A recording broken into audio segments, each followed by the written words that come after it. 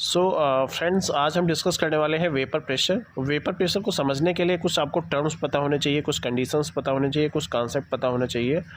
Generally आपका जो vapour pressure है it is related to the solute and solvent. ठीक है, सॉल्वेंट आप हमेशा आपके लिक्विड सॉल्वेंट्स हमेशा क्या होते हैं, वोलाटाइल होते हैं जनरली। ठीक है, बट सॉल्यूट आपके या तो वोलाटाइल हो सकते हैं या नॉन वोलाटाइल हो सकते हैं। वोलाटाइल क्या होता है, जिसके वेपर फॉर्मेशन टेंडेंसी ज़्यादा हो।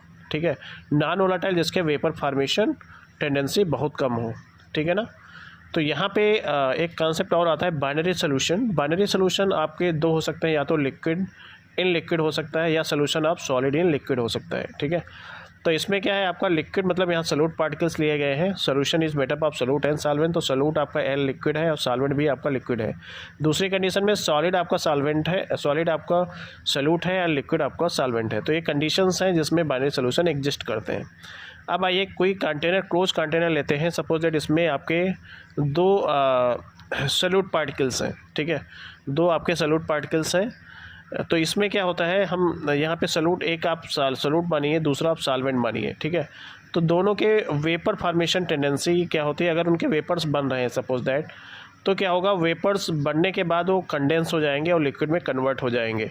और इसको बोलते हैं, अगर वेपर फॉर्मेशन हो रहा है एंड कन्वर्जन हो रहा है, तो यहाँ पे एक इक्विलिब्रियम की कंडीशन क्या एग्जिस्ट करती है between the vapour phase and liquid phase. ठीक है, तो वेपर फॉर्मेशन यहाँ पे डिनोट किया गया है, it is formation of vapour takes place and further it condense because vessel is closed. ठीक है, तो यहाँ पे further vapour change to the liquid state. Total vapour pressure इसका P total P1 and plus P2। P1 क्या है, vapour pressure of solute particles, and P2 क्या है, vapour pressure of solvent particles. यहाँ पे जो आपका वेपर प्रेशर है ये आपके किस पे डिपेंड करता है, वेपर प्रेशर कि number of solute particles. Number of solute particles मतलब मोल फ्रैक्शन। ठीक है, नंबर ऑफ सोल्यूट पार्टिकल से रिलेटेड द मोल फ्रैक्शन। ठीक है, तो अगर आपका सोल्यूट का मोल फ्रैक्शन क्या है, x1 है, x2 क्या है आपका x2 आपका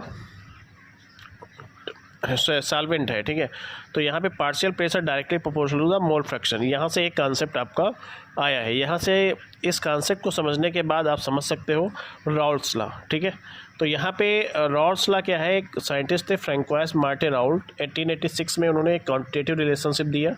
क्वांटिटेटिव रिलेशनशिप मतलब एक क्वांटिटी पे डिपेंड है। ठीक है, बिटवीन द सोल्यूट और सॉल्वेंट एंड मोल फ्रैक्शन के में। ठीक है, तो अब हम जो डिस्कस करेंगे राउल्ट्स लॉ के बारे में। ठीक है, राउल्ट्स लॉ क्या होता है, और उसके बाद हम राउल्ट्स लॉ किस पे लागू होता है। ठीक है, तो उसमें हम पढ़ेंगे ideal gas and non ideal gases. ठीक है, नॉन आइडियल में हम लोग पढ़ेंगे पॉजिटिव और नेगेटिव डेविएशंस। ठीक है,